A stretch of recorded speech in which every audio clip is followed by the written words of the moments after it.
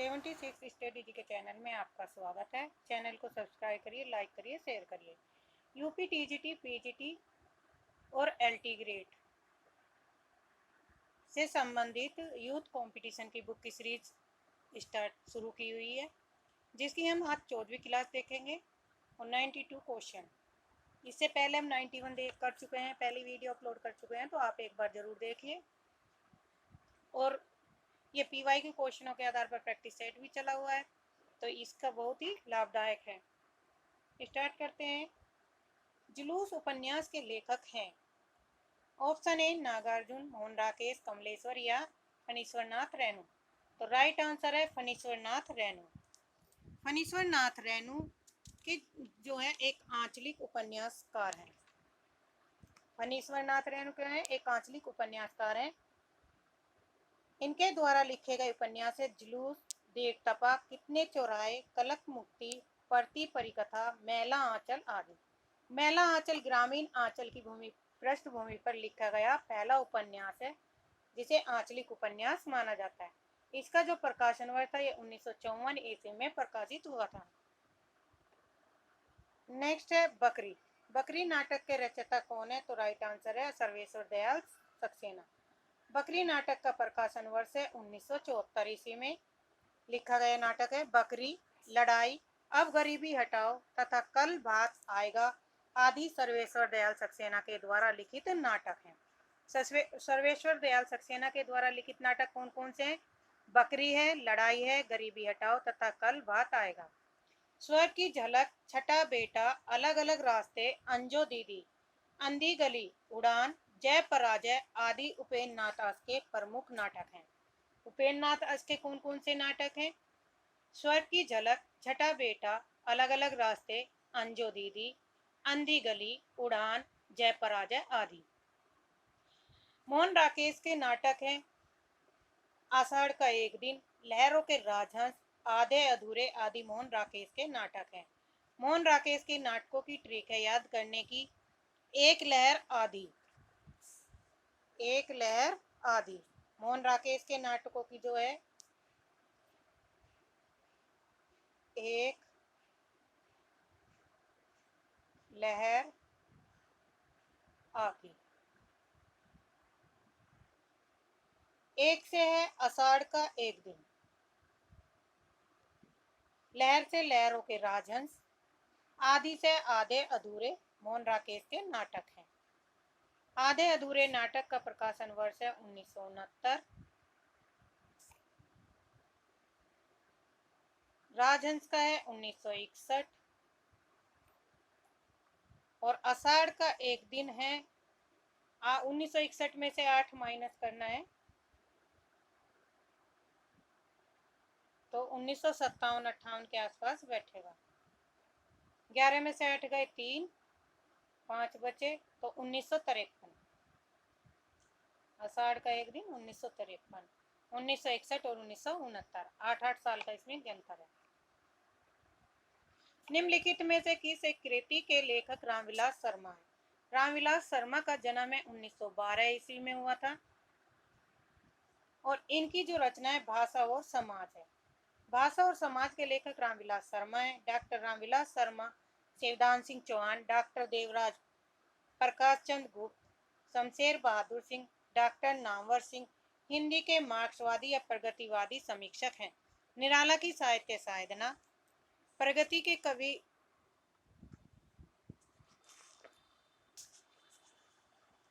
रामविलास शर्मा। प्रगतिवादी कवि कौन कौन है? रामविलास शर्मा, शिवदान सिंह चौहान, डॉक्टर देवराज प्रकाश चंद्रगुप्त, शमशेर बहादुर सिंह, डॉक्टर नामवर सिंह हिंदी के मार्क्सवादी और प्रगतिवादी समीक्षक हैं। निराला की साहित्य साधना। प्रगति और परंपरा, प्रगतिशील साहित्य की समस्या, आस्था और सौंदर्य, प्रेमचंद और उनका युग, नई कविता और अस्तित्ववाद आदि डॉक्टर रामविलास शर्मा की आलोचनात्मक कृतियां हैं। प्रेमचंद की कृति जिसे ब्रिटिश शासन द्वारा जब्त कर लिया गया है, तो राइट आंसर है सोजे वतन। सोजे वतन जो रचना है ये मुंशी प्रेमचंद द्वारा लिखी गई पहली रचना थी, जिसे अंग्रेजों ने इसे जब्त कर लिया था। युग प्रवर्तक कहानीकार प्रेमचंद प्रारंभ में नवाब राय नाम से उर्दू भाषा में लिखते थे। प्रेमचंद नवाब राय का उर्दू में लिखा गया कहानी संग्रह सोजे वतन 1908 ईस्वी में प्रकाशित हुआ। स्वतंत्रता की राष्ट्रीय भावना से युक्त होने के कारण अंग्रेजी सरकार ने इस कहानी संग्रह को जब्त कर लिया था। किसे? सोजे वतन को। 1916 ईस्वी में लिखी गई पंच परमेश्वर प्रेमचंद की पहली हिंदी कहानी है। तो प्रेमचंद की पहली हिंदी कहानी कौन सी है? पंच परमेश्वर। प्रकाशन वर्ष कब हुआ? 1916 में। मृगनयनी उपन्यास के रचनाकार कौन है? तो राइट आंसर है वृंदावन लाल वर्मा। मृगनयनी का प्रकाशन वर्ष है 1950 ईस्वी में। इनकी अन्य रचनाएं मृगनयनी, झांसी की रानी, गढ़ कुंठार, विराट की पद्मिनी, प्रत्यागत, कुंडली चक्र आदि वृंदावन लाल वर्मा की औपन्यासिक कृतियां हैं। वैशाली की नगर वधु, वयम रक्षाम, सोमनाथ, आलमगीर, सोना और खून, रक्त की प्यास, आत्मदाह, अमर अभिलाषा, मंदिर की नर्तकी, अपराजिता, नरमेश, आचार्य चतुर्सेन शास्त्री के उपन्यास हैं।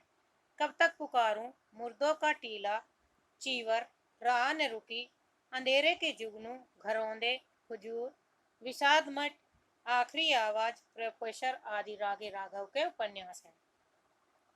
रागे राघव का कौन सा उपन्यास है? आखिरी आवाज, प्रोफेसर आदि। मुर्दों का कब तक पुकारूं, यहाँ से है रागे राघव के जो उपन्यास है।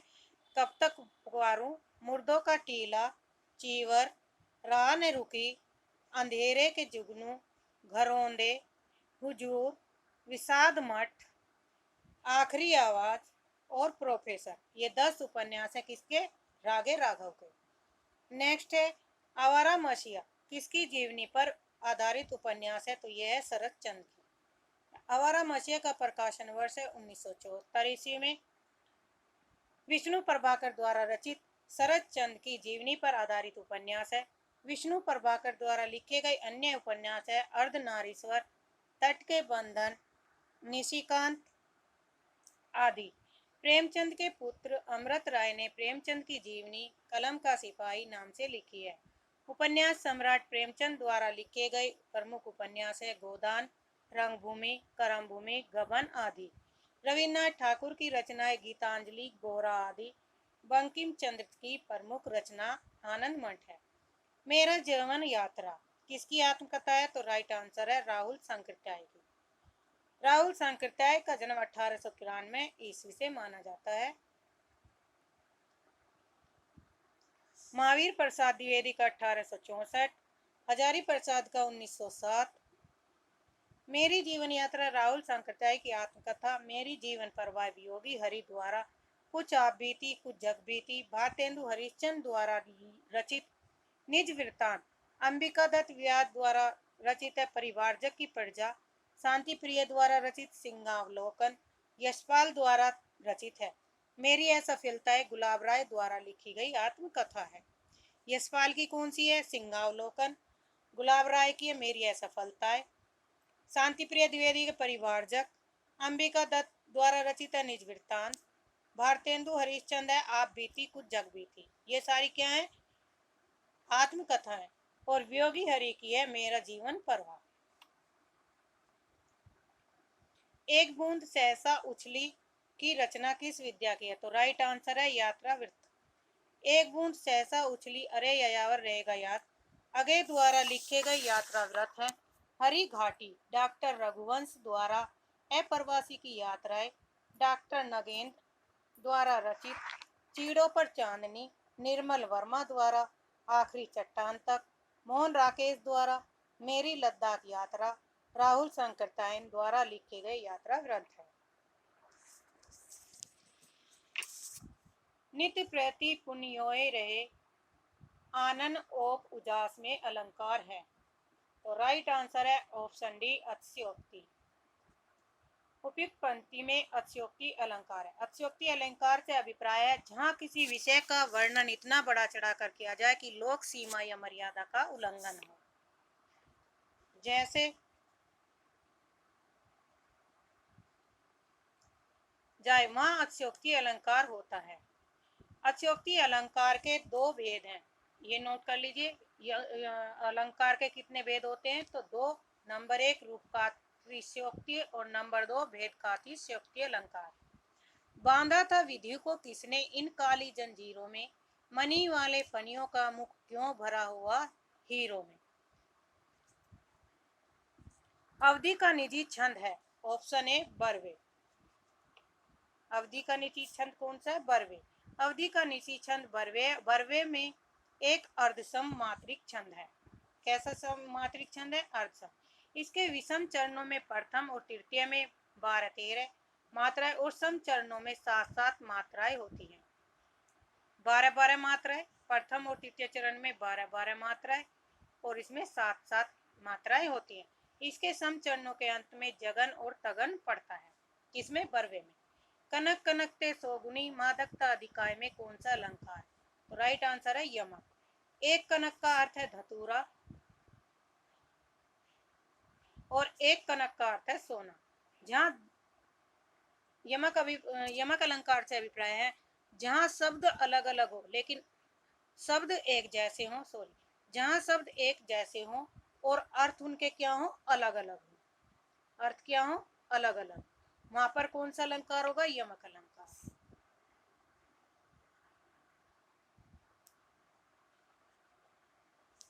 ध्वनि अलंकार किस तत्व से संबंधित ग्रंथ है? तो राइट आंसर है ध्वनि से।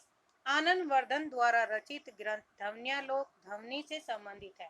आनंद वर्धन ने अपने ध्वन्यालोक ग्रंथ में ध्वनि को काव्य का विशिष्ट तत्व बताया। रस सिद्धांत की सर्वप्रथम उत्तर आचार्य भरत मुनि ने अपने नाट्य शास्त्र में नामक कृति में किया था। निम्नलिखित में से कौन सा छंद दोहा का विपरीत छंद है? तो राइट आंसर है ऑप्शन डी, इनमें से कोई नहीं। दोहा अर्धसम मात्रिक छंद है। इस छंद के विषम चरणों में प्रथम और तृतीय में 13-13 मात्राएं तथा सम चरणों में द्वितीय और चतुर्थ में 11-11 मात्राएं होती हैं। दोहा छंद का ठीक उल्टा सोरठा छंद होता है, अर्थात सोरठा के विषम चरणों में प्रथम और तृतीय में 11-11 तथा सम चरणों में द्वितीय और चतुर्थ चरणों में 13-13 मात्राएं होती हैं। चौपाई छंद में मात्राओं की संख्या कितनी होती है? तो 16। चौपाई में कितने चरण होते हैं? 4 चरण होते हैं और प्रत्येक चरण में 16-16 मात्राएं होती हैं। चौपाई एक सममात्रिक छंद है जिसमें प्रत्येक चरण में 16 मात्राएं होती हैं। इस प्रकार इसके 4 चरणों में कुल मिलाकर कितनी मात्राएं हुई? 64। ये भी नोट करने वाली बात है क्योंकि आजकल एग्जाम का पता नहीं को क्या पूछ ले, तो पूछ लेगा कि 4 चरण है और चारों चरणों में कुल कितनी मात्राएं होती है? तो 64। चौपाई में चरण के अंत में जगन और तगन आना वर्जित है, यानी कि जगन और तगन नहीं आना चाहिए चौपाई में। पहले और दूसरे तथा तीसरे व चौथे चरण में तुकबंदी होती है, यति प्रत्येक चरण के अंत में होती है। यति माने विराम, ठहराव। सरकार ने इस कहानी क्वेश्चन नंबर कौन सा? 104।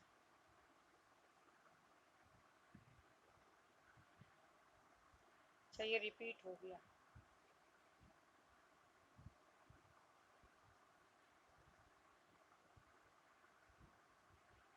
एक सौ दो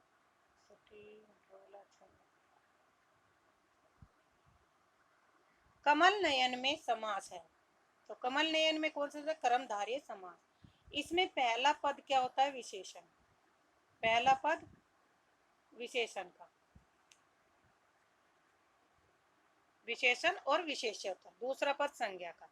कमल नयन शब्द में कमल एवं नयन से विशेष्य विशेषण भाव प्राप्त होने के कारण कर्मधारय समास है। अन्य उदाहरण है कर्मधारय के महापुरुष, महात्मा, चरण कलम, मुखचंद्र, लौह पुरुष, घनश्याम इत्यादि। द्विगु समास में क्या आता है? और या शब्द का वर्णन होता है, यानी कि द्विगु समास में और या वा। द्विगु समास होता है संख्यावाची, सॉरी, ये द्वंद समास में आता है और या वा का चिन्ह का प्रयोग होता है इन शब्दों में। द्विगु में पहला पद क्या होता है? संख्यावाची होता है, संख्यावाची, और दूसरा समास संज्ञा होता है। द्वंद समास में दोनों पद प्रधान होते हैं और उसमें और या अव्यय शब्दों का प्रयोग होता है, जैसे माता और पिता। माता पिता, तो माता पिता में क्या है, योजक है, तो जब हम इसका समास विग्रह करेंगे तो माता और पिता हो जाएगा। तत्पुरुष समास में कारक परसक का वर्ण क्या हो जाते हैं, कारक जो लुप्त हो जाते हैं, कर्ता ने कर्म को तत्पुरुष समास में प्रयोग होता है। हानि और लाभ में कौन सा समास है, तो राइट आंसर है द्विगु तत्पुरुष बहुब्री। तो इनमें से कोई सा भी नहीं है, क्योंकि हानि और लाभ में कौन सा है, द्वंद्व समास है, द्वंद्व समास। इसमें दोनों पद प्रधान होते हैं और दोनों पदों के बीच और समुच्चय अव्यय सब छिपा है, अतः यहाँ द्वंद्व समास होगा। द्वंद्व समास में सभी पद या दोनों पद प्रधान होते हैं तथा उनका पृथक पृथक अस्तित्व भी होता है। बहुव्रीहि समास में अन्य पद की प्रधानता तथा तत्पुरुष समास में उत्तर पद अंतिम पद की प्रधानता होती है। द्विगु समास में पूर्व पद संख्या बोधक होता है। द्विगु समास में क्या होता है, पहला पद संख्या बोधक। 108 संविधान के अनुच्छेद 351 में किस विषय का वर्णन है, तो राइट आंसर है हिंदी भाषा के विकास से संबंधित वर्णन किया गया। भारतीय संविधान के अनुच्छेद 351 में संघीय सरकार को राष्ट्रभाषा हिंदी के विकास से संबंधित निर्देश दिए गए। अनुच्छेद 351 के अनुसार संघ का यह कर्तव्य होगा कि वह हिंदी भाषा का प्रसार बढ़ाए और उसका विकास करे, जिससे वह भारत की सामाजिक संस्कृति के सभी तत्वों की अभिव्यक्ति का माध्यम बन सके। ब्रज भाषा है कौन सी भाषा की, तो राइट आंसर है पश्चिमी भाषा में। ब्रज भाषा खड़ी बोली, कोरवी, बुंदेली और हरियाणवी, बांग्रू एवं कन्नौजी पश्चिमी हिंदी की प्रमुख बोलियां। अवधी, बघेली, छत्तीसगढ़ी पूर्वी हिंदी की तथा गढ़वाली, कुमायूनी, नेपाली, पहाड़ी हिंदी की तथा मैथिली, मगही, भोजपुरी, बिहारी हिंदी की प्रमुख बोलियां हैं। निम्नलिखित में से पुल्लिंग शब्द है, तो राइट आंसर है ऑप्शन सी व्यय। पुल्लिंग शब्दों की पहचान होती है विशेषण से, क्रिया से या सर्वनाम से। विशेषण में मेरा, मेरी, सर्वनाम से यह, वह, और क्रिया से हम पहचान कर सकते हैं। जैसे यह मेरी घास है, यह मेरी आय है, यह मेरी नहर है, यह मेरा व्यय है। तो यहाँ पे मेरा लगने से क्या हो गया, व्यय है। और तीनों में क्या लगा हुआ है, मेरी, तो यहाँ पे तीनों क्या है, स्त्रीलिंग है, और जबकि व्यय पुल्लिंग है।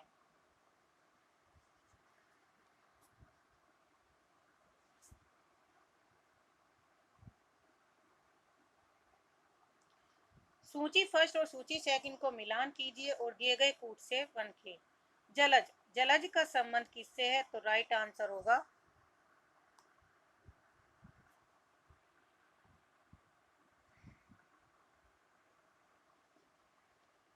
जलज का है कमल से, जलद का है बादल से, और जल्दी का है समुद्र से। तो राइट आंसर है बी।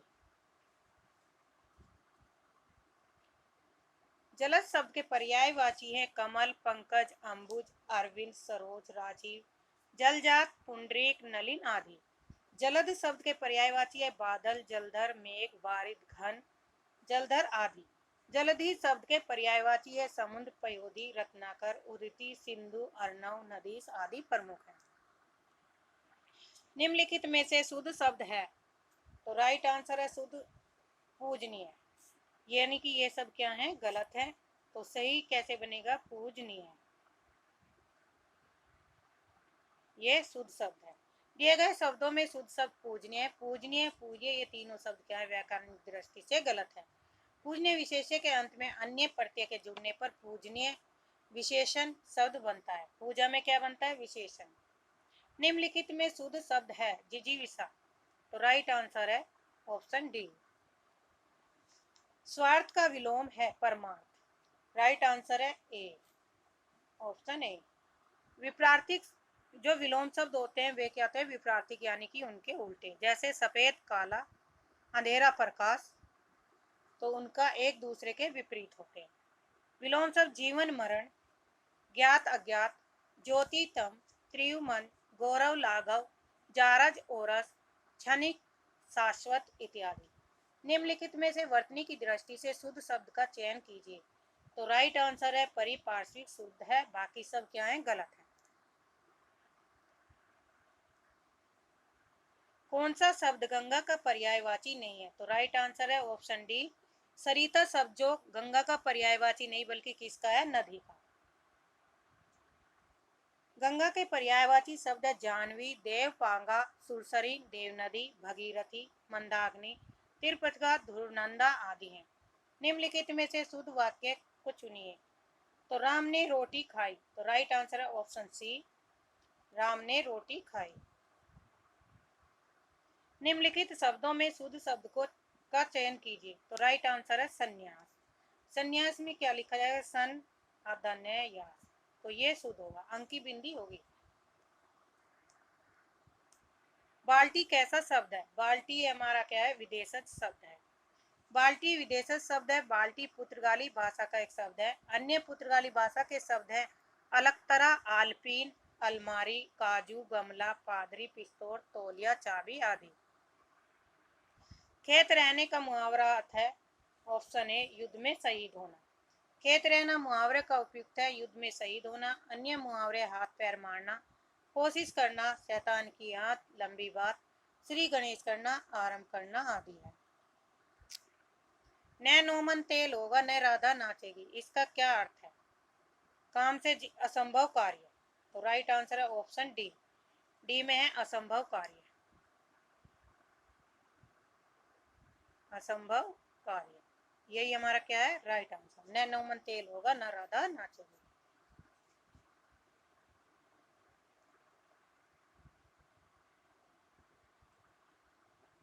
निम्नलिखित में से लोकोक्ति चुनिए। लोकोक्ति का अर्थ होता है लोगों में प्रचलित होना। लोकोक्ति का क्या अर्थ है, लोगों में प्रचलित रूप से होने को लोकोक्ति कहा जाता है। जैसे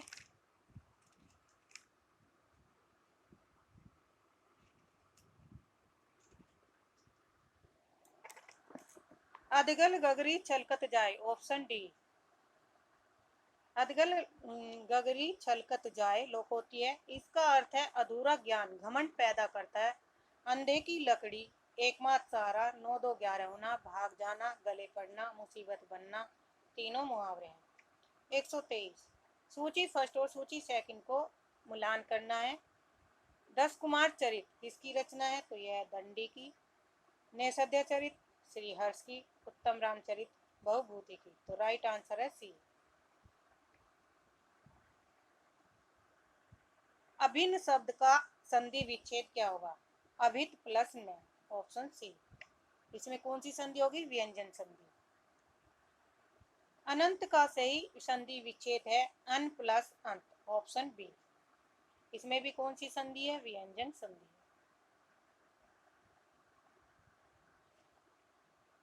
तो आज के लिए इतना ही, धन्यवाद। चैनल को सब्सक्राइब करिए, लाइक करिए, शेयर करिए, ताकि आपको समय पर नोटिफिकेशन मिलता रहे।